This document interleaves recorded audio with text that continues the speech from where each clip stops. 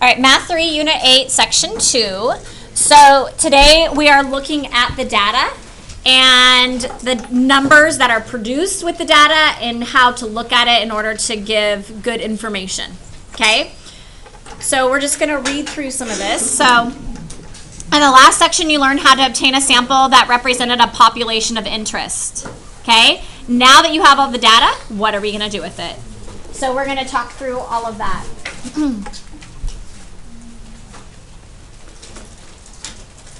Reporting numbers in statistics is the foundation.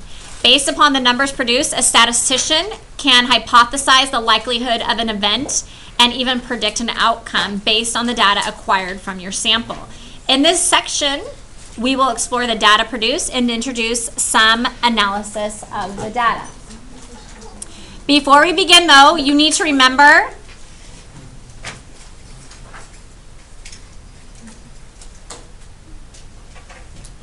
that a sample is just a representation of the population. It is not the population, okay? Therefore, it is possible that the sample may not be a fair representation of the population. We kind of talked a little bit about this yesterday, but it could be biased. You could take too small of a sample. The way you experimented might be bad, okay? So all that comes into play. This is important to know because there's a difference between the standard deviation of the sample and the population. So you always want to pay attention to your problem. Standard deviation, have any of you heard of that before? Yeah. Does anybody know what that is? Okay, so the standard deviation is the measure of how spread out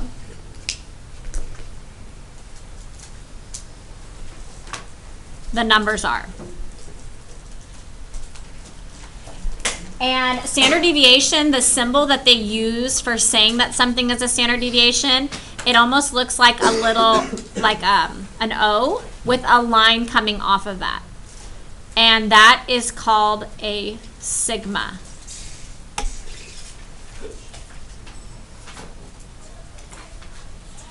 I sometimes kind of think about standard deviation as like the range. Remember how we used to have the range and you had like the numbers started at 1 and went to 20? Well, standard deviation, you can kind of think about it that way, but it's really talking about what's in between each set of numbers. So like if you had the numbers 90 and 85 and 60, they're telling you how much is in between each of the numbers present in the data, okay? I think we need to shut the windows. Yeah. Are you sure? Yeah, shut it. Okay, so see what you think you know. In the following problems, how would you report your findings?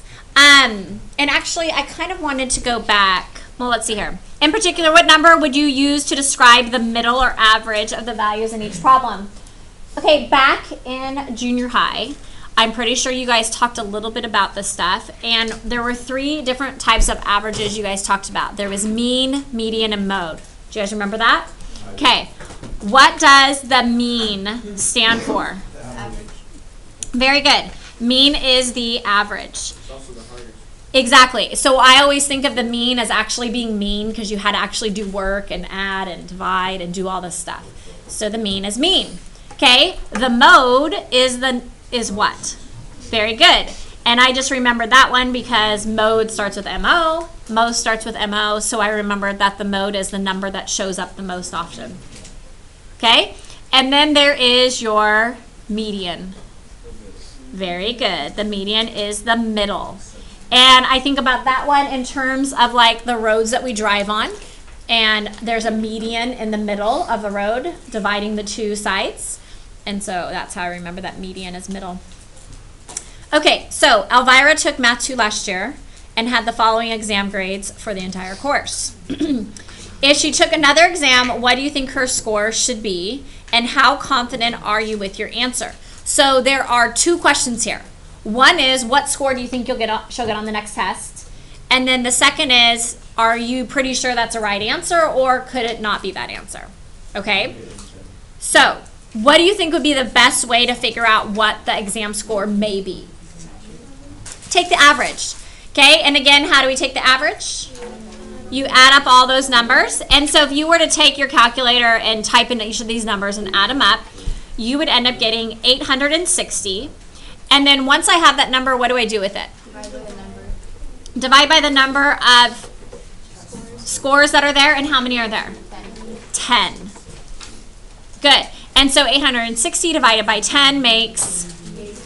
So our guess is that she would score an 86% if she took another test. How confident are you with that answer? Do you think that's a good guess or not a good guess? Okay, so I'm going to put pretty confident. And why are you confident? Why do you feel like that is a good choice? Good question. And I think you'll see why it wouldn't be maybe in our next example. But if you look at all the data, okay, so we're saying it's about 86%. If you look at all of her test scores, are they kind of all around that value? And so that's why I'm pretty confident in the 86%, is because all of her scores, so I'm going to write that, all of the scores are around that number.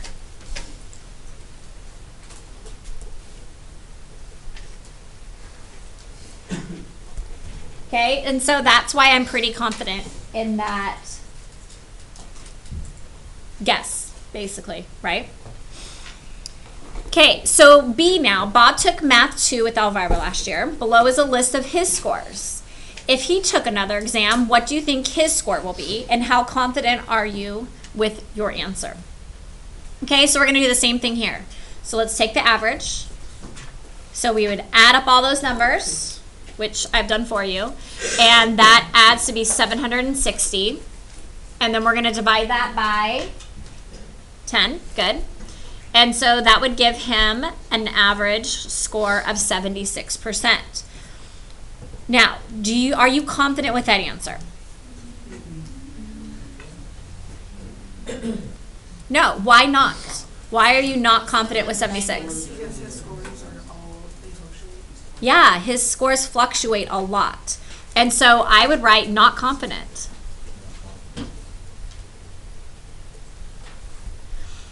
Okay, his scores,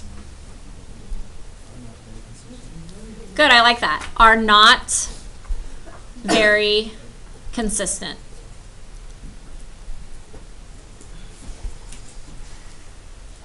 Are we doing 2 or 1? Does that make sense on that one, Brandon? Do you kind of see the difference in the two? Yeah. Okay. All right, moving on.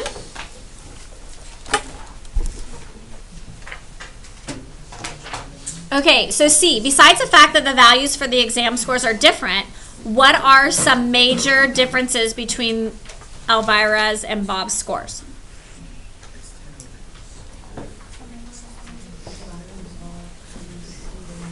Good, I like that. So Elvira's scores are close together. Does that sound good?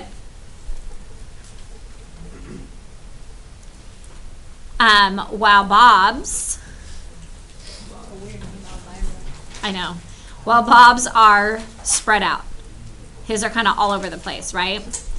And again, I'm writing this sentence one way. There's lots of ways of saying the same information, right? Okay, and it says, was your confidence level different between the two students and why? So was our confidence level different? Yes. Yes, so we're going to put yes. The confidence level was different because why?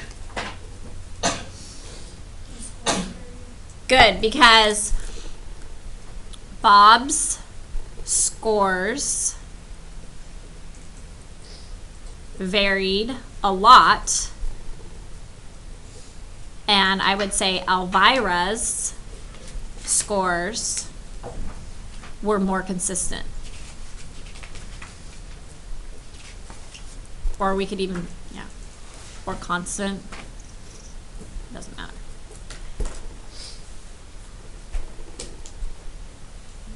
Okay.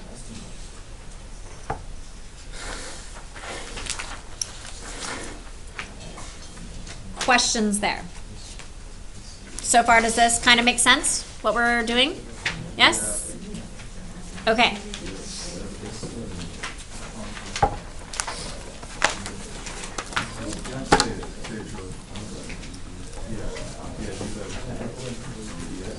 All right, distributions.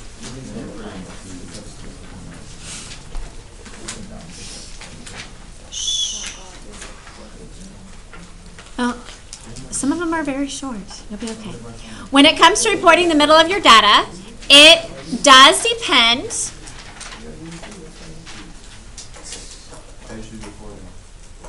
It does depend upon the distribution of your data. So before we begin finding the mean or median, we need to discuss the basic shapes made by your data. So there are 4 basic shapes that can be used. These 4 shapes are not the only shapes that exist in statistics, but they are the most common. So we want to match the shapes with the description. Okay? So you have these 4 graphs and 4 descriptions. Let's start with normal distribution. Which one does normal distribution match to? The top. Okay? So normal distribution is where you have your middle values go higher, and then you have it going out like a bell-shaped curve. That's a normal distribution. Okay, symmetrical. Which one do you think is symmetrical? The third one. Good. Symmetrical is the third one. Now, skewed left and skewed right, people think about these a little differently. And so the way I feel is the best way to think about it is to always look at the tail. And so what I mean by that is, you know, the tail of an animal or whatever goes small, right? So if you look where it goes small, so on this second one here, this is your tail. Which side of the graph is it on? The left. And so this one is skewed left. Do you see how this tail over here is on the right? And so exactly, that one is skewed to the right. And so when you're thinking about skewed, you just always want to think about the tail of the graph. Okay? All right, moving on. Okay, the distribution of the data does determine which measure you should use. If the data is symmetrical or normal, okay, the mean should be used. So symmetrical and normal, use the mean. If the data is skewed, you need to use the median.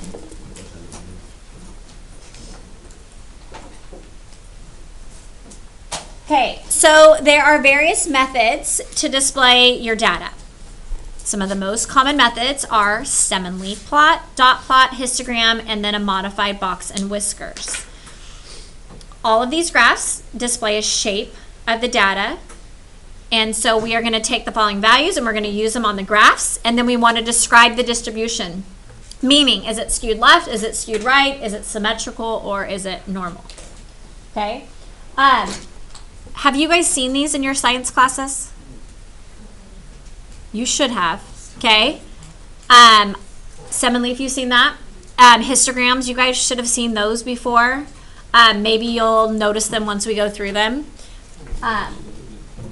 But I was, my husband's a biology teacher, so I was going through some of this stuff, and then he was saying, oh yeah, we do that, we do that, we do that, but maybe your teachers don't do the same thing, I don't know. Okay, anyways.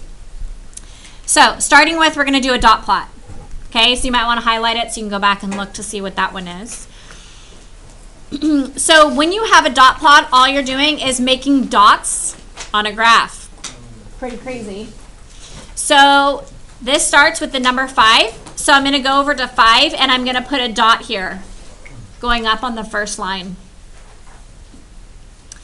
3, dot at 3.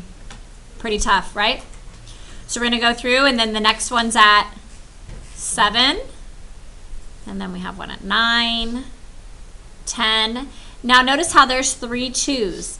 So at 2, you're making a dot going up 1, 2, 3 to each of those lines. And there's 1 at 1, and then 1 at 6. That is a dot plot. So, yeah, what would be the distribution? Where's the tail? There you go. It's skewed right.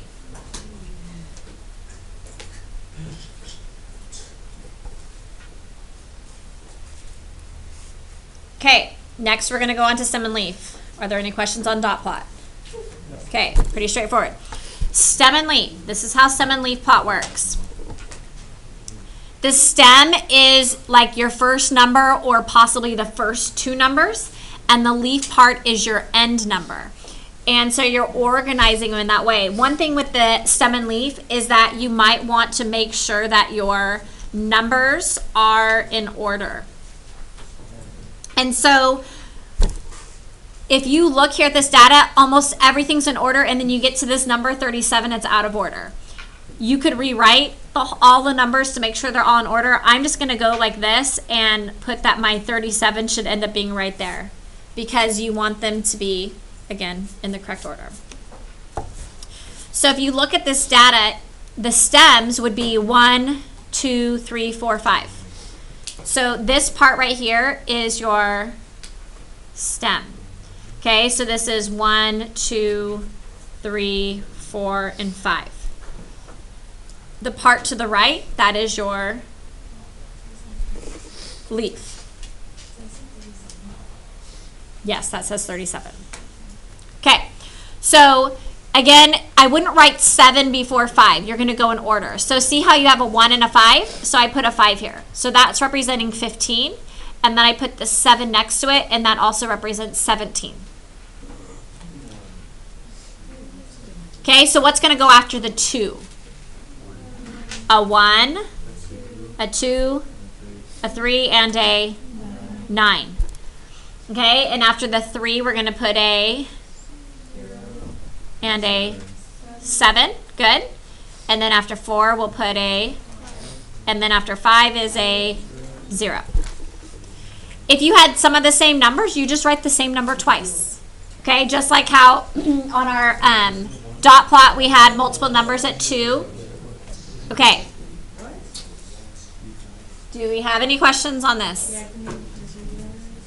Can I say that again? Okay, so your stem is the first part of the number. So I'm going to circle all the stems here. If the little conversations can stop, I would appreciate it. And so do you see how each of those numbers are going to end up being my stems? And that one is, I just rewrote it over here. So I have the number 1 for a stem, a 2, a 3, a 4, and a 5. So those are those numbers. The leaf part is the second number. So after the 1, we have a 5, and then we have a 7. So that actually represents 2 numbers. You would use the stem and the leaf to make each of the 2 numbers. So like this right here represents 15 and 17. On this one, these represent 21, 22, 23, 29. These represent 30, 37. Is that making sense now? Yeah. Good. Okay, so in regards to your distribution, you would actually turn this. This is your x-axis. This is your y-axis. And so if you're reading this, what kind of distribution would this graph have? Very good. It is skewed right. Again, look, see how your tail is over here? And so this is skewed right.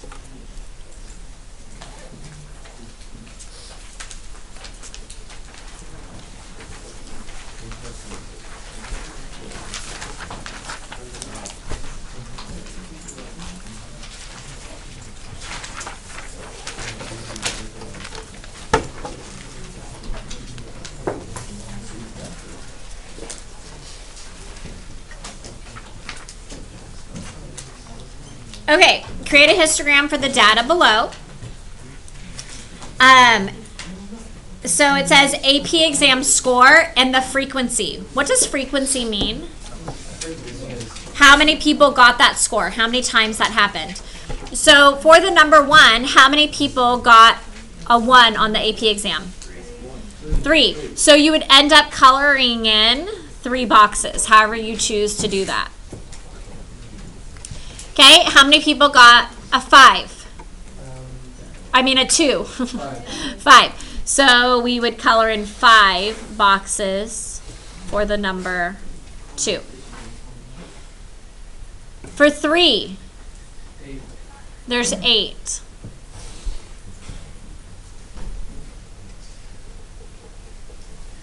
For 4, there were 6.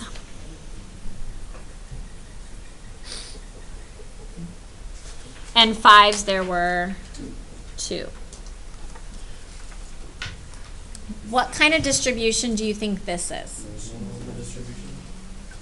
Normal is correct. And so it doesn't have to be exact, but for the most part, you can tell this is like a bell-shaped curve. It's not like a whole bunch are going to the right or a whole bunch are going to the left. They're all kind of together making a normal curve.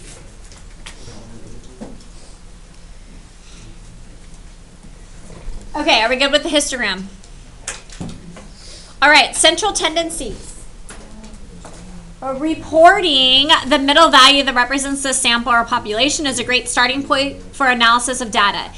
In statistics, the mean, which is the average, we just talked about this, and the median middle is used to report the middle of the data. Mode is the value that occurs the most. Okay.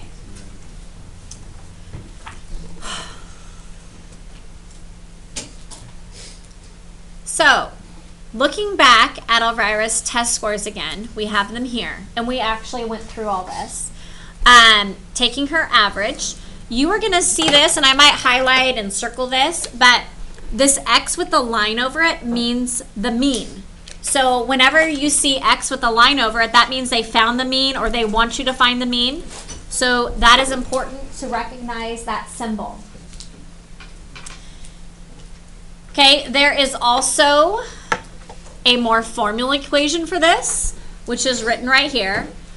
So again, X with the line over it means mean. Now, do you guys remember, we talked about this, I know once. Do you remember what that symbol means? It means sum. So what that means is you're going to take the sum of all the values in your data. So sum of X, sum of everything that's written, divided by N, and N represents the number of items. So sum of the values in your list divided by your number of items. But this is the equation that you might see it written. But you just need to understand what those mean. Okay, are we good there?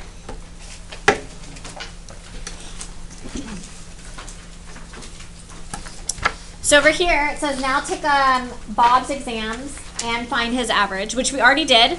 But I want us to write the equation, kind of how they use it there. So if we are finding the mean, okay, remember mean represents X with a line over it, okay? And we find that by taking the sum of all X values divided by however many numbers there are. The sum of all X values is the sum of all of those numbers.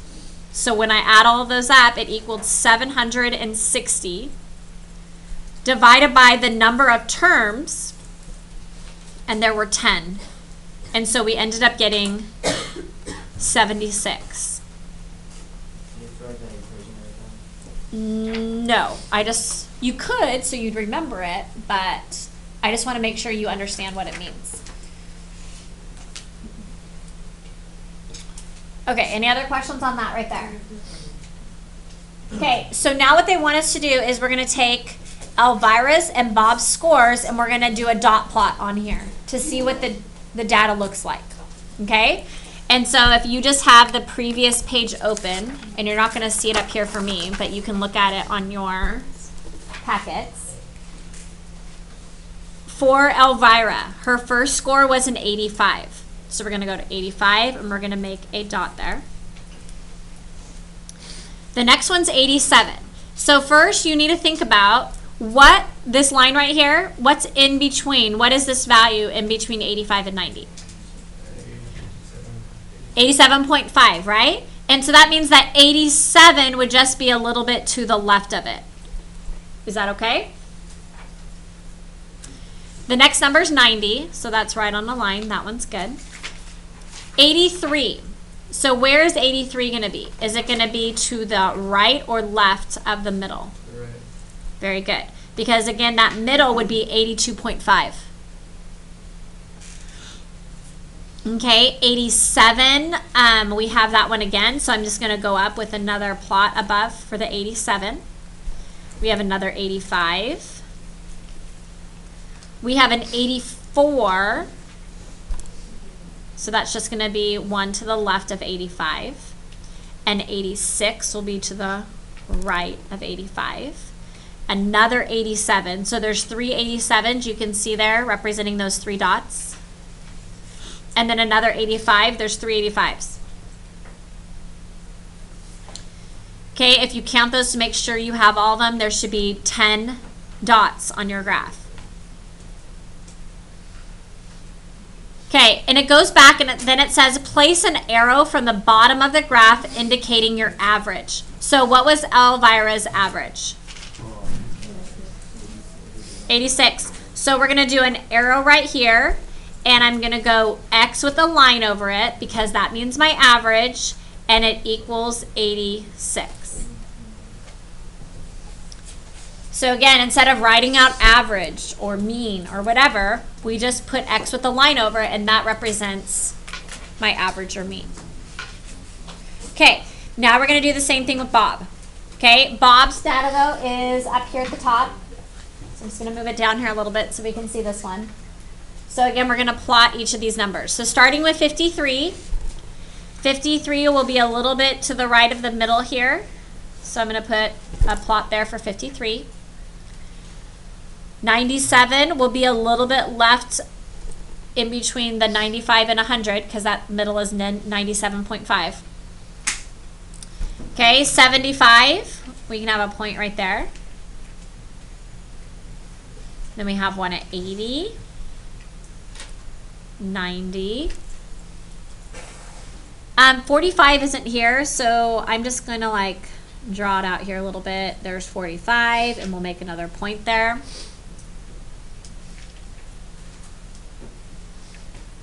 Next is 71, so a little bit to the right of 70. 99, a little left to the, of 100. 60, and then 90. Okay, and then my mean was what? So I'm going to draw an arrow right here and X with a line over it representing my mean, and that equals 76.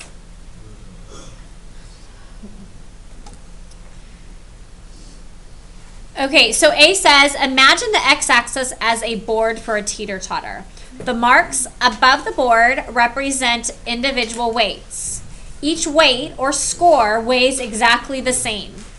How would you describe the location of the average and the weights above in both graphs? So they're saying this is a teeter-totter. So this is like where the board is in the middle because that's our mean. What do you notice is happening on, if I'm looking at Bob's here, how many values are to the left? 5. How many are to the right? 5.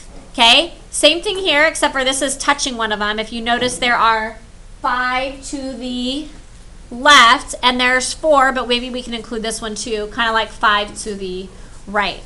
And so what happens is that each of the weights, or the averages, let me read what I'm writing again. How would you describe the location of the average and the weights above in both graphs? So the average is what? The average is the balance point.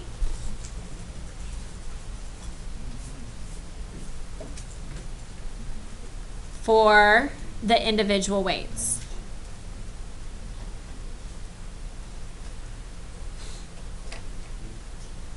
On each side.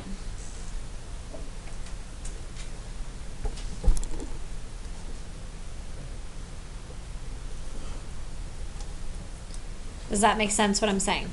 So think again like it's a teeter-totter. The average is your middle where you would have the teeter-totter balanced on it, and then each of those points make it balance.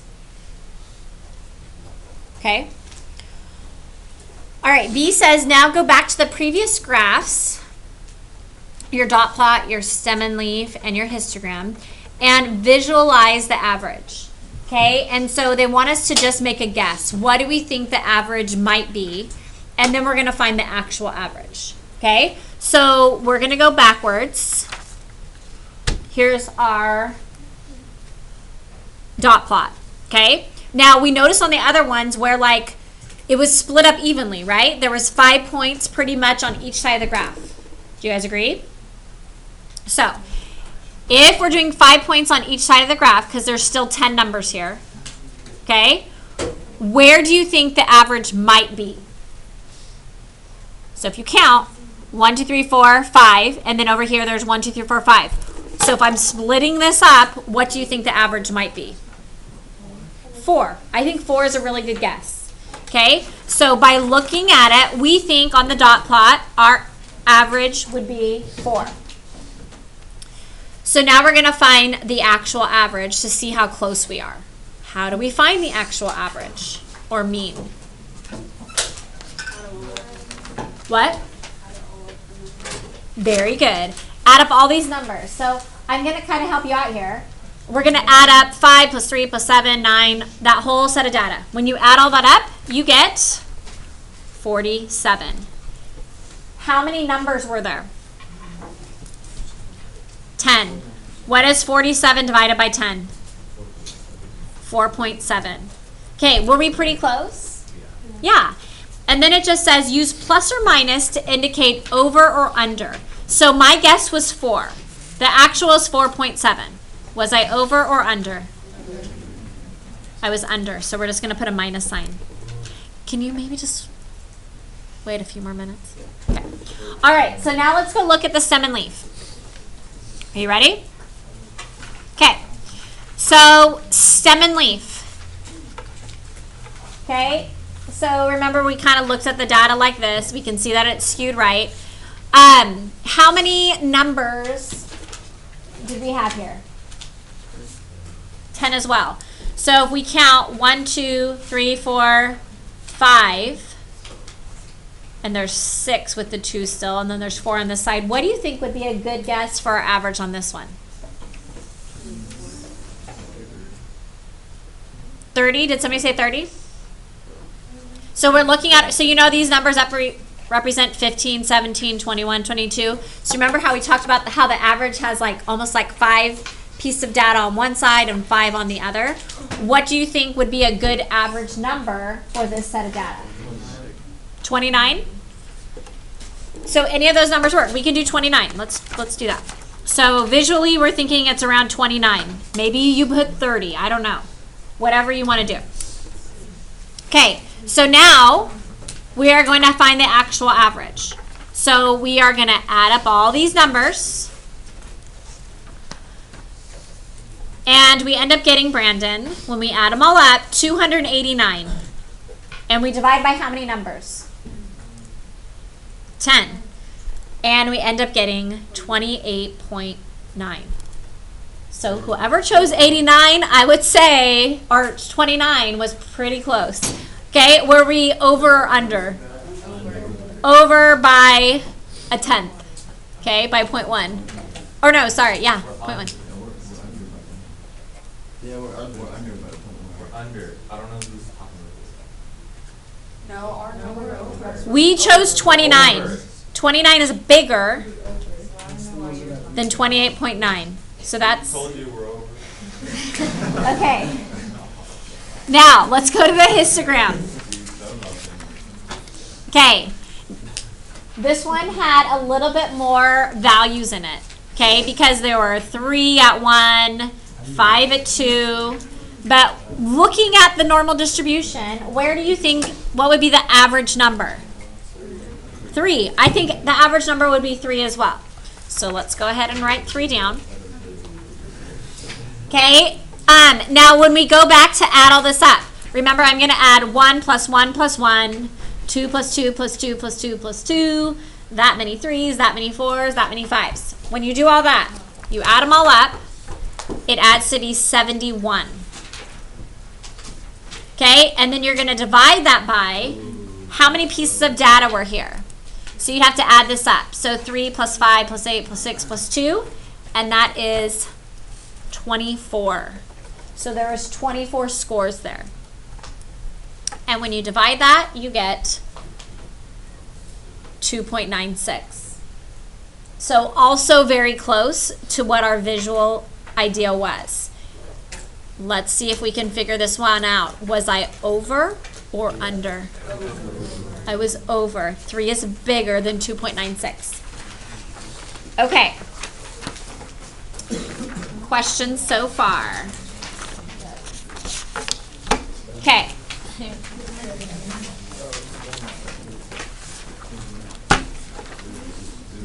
Okay, more on meaning. How do you calculate the average for some data if there is not an even distribution of each value? Okay, so suppose a car is traveling from Clovis to Monterey, which is 155 miles.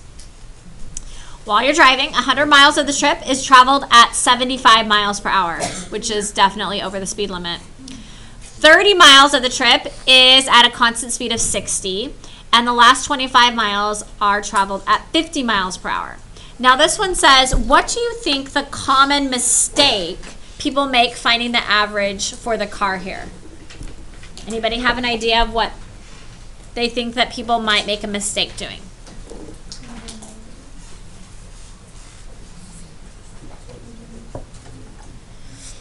They don't keep it on speed. Well, they're telling you it's a constant speed. So, and I'm going to go back here and we're going to kind of underline. So we have 100 miles of the trip is spent at 75 miles per hour.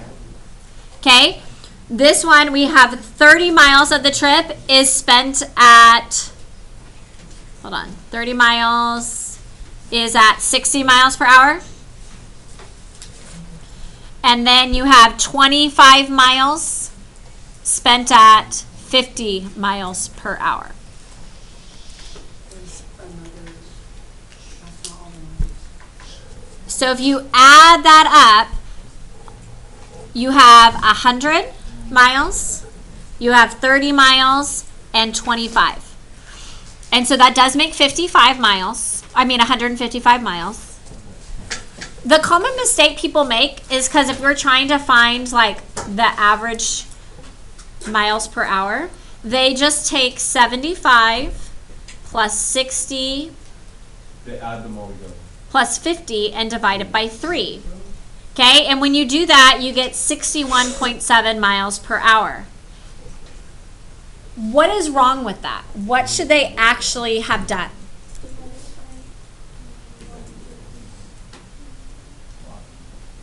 It does have something with dividing by 155.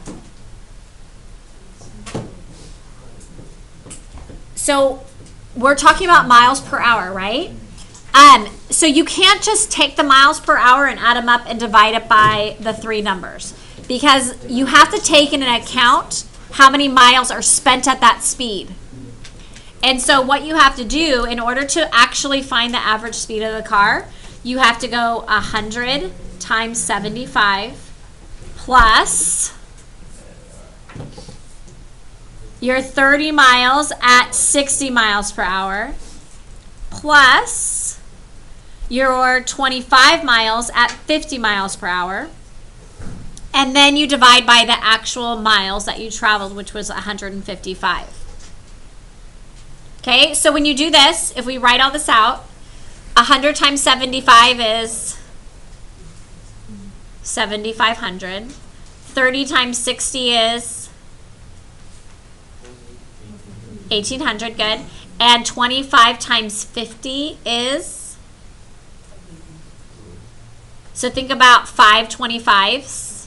5 quarters would be 125 and then a 0. And we're dividing that by 155. When you add all those together, you end up getting 10, or sorry, 105, no, 10,550, sorry, divided by 155. And when you divide that, it equals 68.1 miles per hour. That is the average miles per hour on the trip,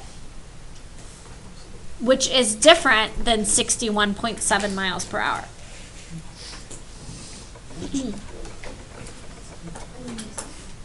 Okay, so you have to take into account how many miles are traveled at each of these speeds.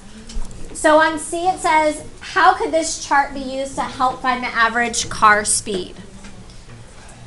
So same thing here, just so you know, you have your speed, we'll call that X. You have your miles, we'll call that F for now. And so you would end up multiplying X times F, or your speed times your miles. Okay, and we actually already found all these numbers. 1,250, 1,800, 7,500. Okay, and then we have to end up adding all of our miles down. We're trying to find what the speed is. Okay, and so you add all these down, you get 155 times whatever this speed is. We're trying to find what the speed is. When you add all these up here, that's where you get your 10,550. And so again, in order to find out what this value X is, we would divide 10,050 by 155. Okay, because it's like you have 155X equals 10,550. So we divide both sides by 155 to get that our X value is 68.1.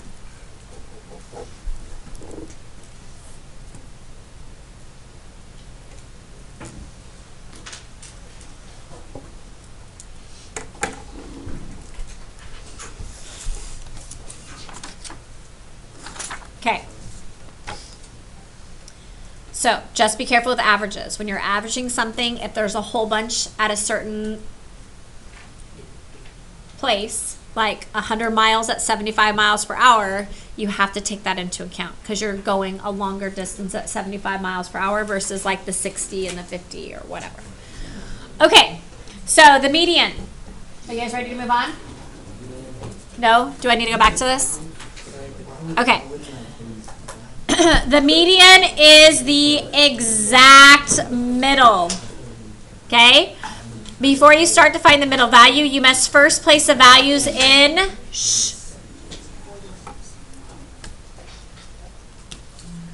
numerical order. It doesn't matter if the values are descending or ascending, but the common practice is to put them in ascending. So ascending order is from smallest to greatest. Okay, that's normally how I write it, smallest number to biggest number. If you want to go biggest to smallest, you can. You'll get the same answer.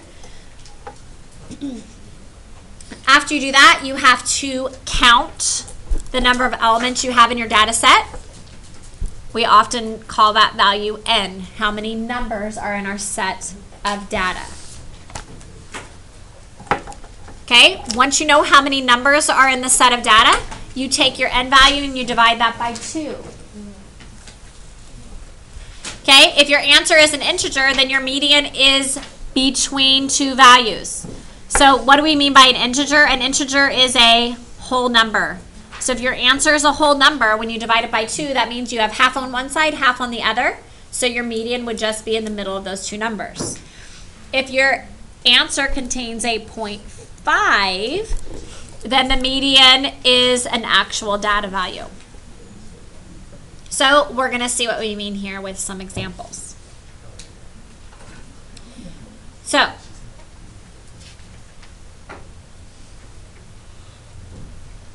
if you look at this example, how many numbers are there? 8. When you take 8 and you divide it by 2, you get the number 4. Good. So this means that there are 4 items on both sides of the median. The median must be between 8 and 9. Okay, so the median is in between 8 and 9. So therefore, it's not an exact number, it's the average of those two. So if you add 8 plus 9 together and you divide by 2, you end up getting 8.5. That is the median. Okay, if you look at this next data set, we want to find the median. How many numbers are there? 9. When you divide 9 divided by 2, you get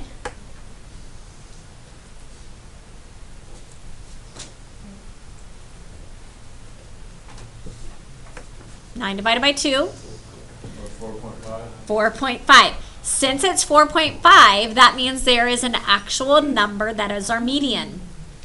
It's going to be the number 5, or the fifth term. So 1, 2, 3, 4. This is my median. Do you see how there are 4 terms on the left and there are 4 terms on the right? So I'm just going to write here 9 items, okay, 4 on each side with the median in the middle.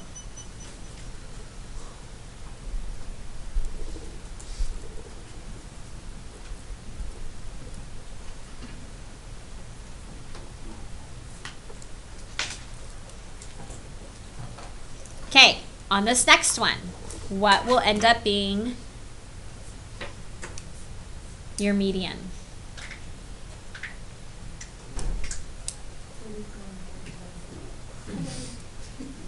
Good. So this one has how many pieces of data?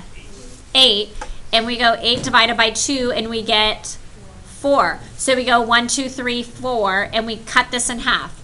So this is where my median will be.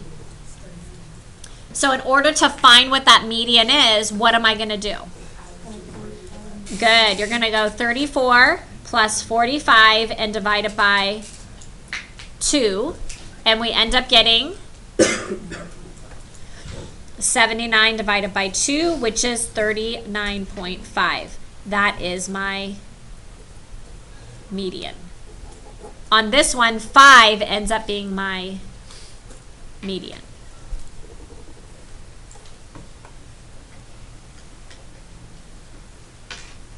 Okay, any questions there? Why don't we split the 5 with like on the first one? The median is the middle value. Okay, so like once all your numbers are in order, it's the value that's in the middle. On this one, see how there's 9 numbers? Anytime you have an odd number, you're going to have a middle number. So your middle number is your median. If it's an even number, you have to take the average. Okay?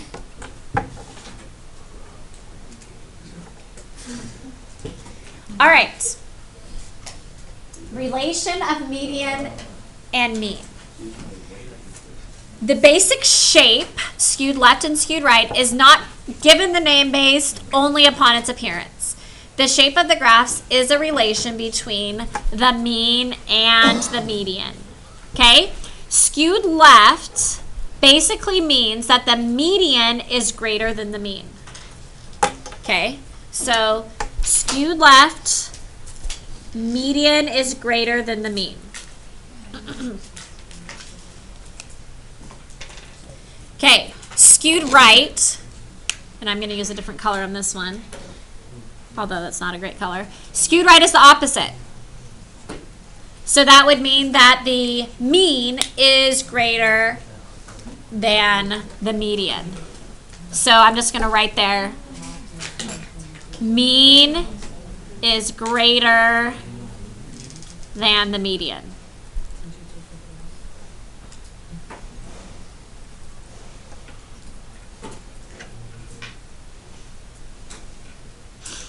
To determine if a data is skewed left or right, observing the graph is still a requirement, as an example, if the mean equals 6 and the median is 6.01, it is possible that the distribution is still considered normal or symmetrical.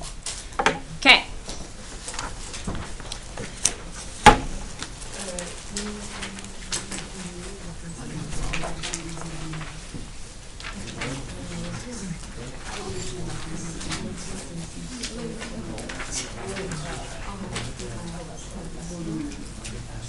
Okay, we are on our last page. We're going to compare mean and median. Okay, so looking at this first one, we're going to take the next values and determine if the distribution is skewed left, skewed right, or normal, and find the mean and median for each set of data. So we're first going to create the graph, and then we're going to find the mean and the median. Okay, so my distribution of numbers, it goes from 1, and then my highest value is 13. So what I'm going to do is I'm going to go and make tally, or like marks from 1 to 13. I'm just going to do my dot plots. Okay? So 1, 2, 3, and we're going to go all the way up to 13.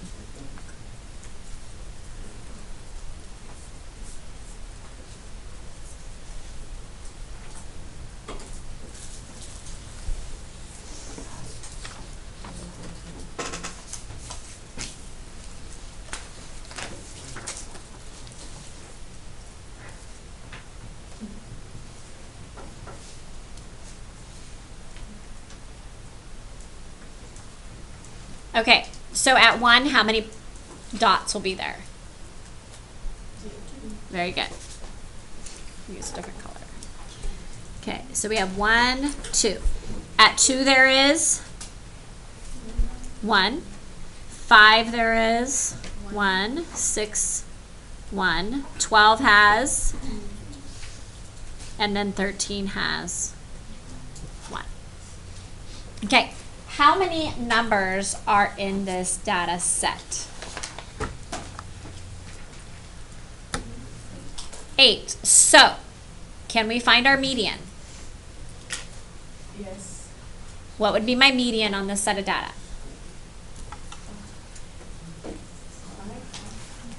No, actually, it's an add 5 and 6. Right, because this would be cutting it in half, right? That would be your median. And so we'd have to add, in fact, I'm going to write it right here. 5 plus 6 divided by 2. So we get 11 divided by 2, which makes 5.5. Okay, the mean. How do I find the mean? Average. We're going to add them all up together. Okay, so you guys add them all up together.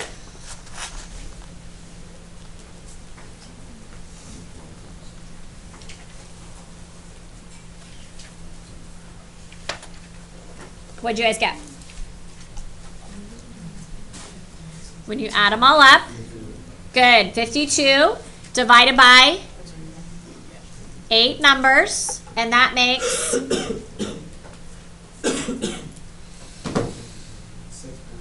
6.5. Now, going back to our definitions, okay? Skewed left, because when I'm looking at this, I can't really tell if it's skewed left or right, but this doesn't look normal to me. And if you look, these are not close to the same values. They're at least 1 apart. And so going back here, it said that skewed left, you can't see what I'm looking at. Skewed left means the median is greater than the mean. So I'm going to write a little note right here. Skewed left, median is greater than the mean. Okay, on skewed right, what do I put? Good. Mean is greater than the median. And then normal would be when they're about the same. Correct? Okay. So is this one skewed left, skewed right, or normal? If we write this in terms of the median, or which one's bigger? The mean, right? Here, the mean is greater than the median. Therefore, it's what? skewed right.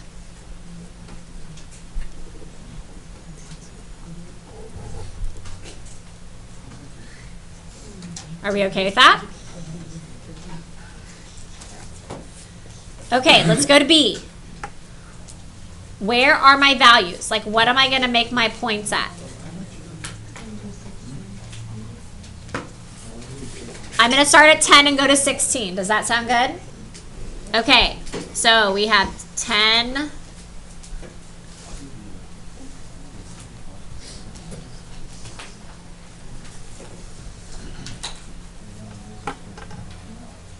Okay, we make our dots. 1 at 10, 2 at 11, 3 at 13, 1 at 14, 1 at 16. How many pieces of data do I have?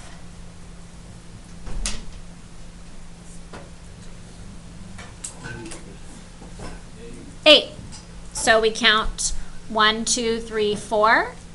And so my median is in between these two values. Well, if you add 13 plus 13 and divide it by 2, what does your median end up being? 13. Okay, your mean. Can you guys find the mean?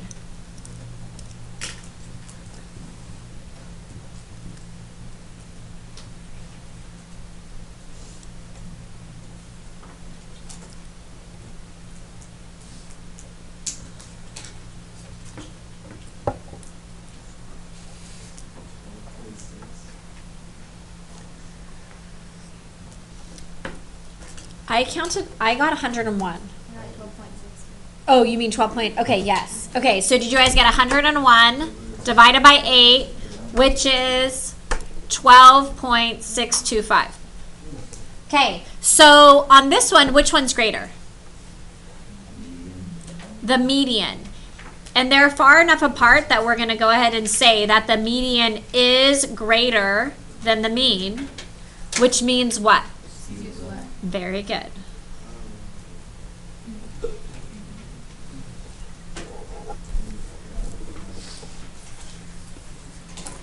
Do you guys have any questions for me on this?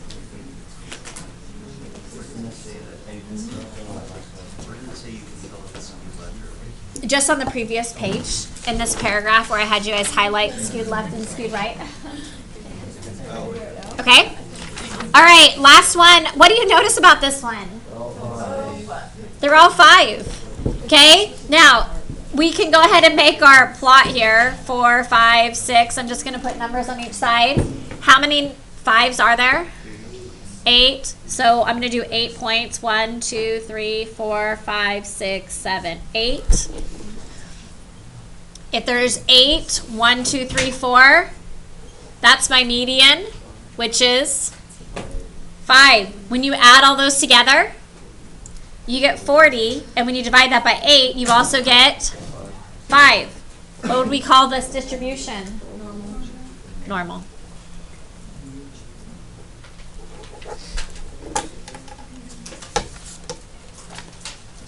Okay, any questions?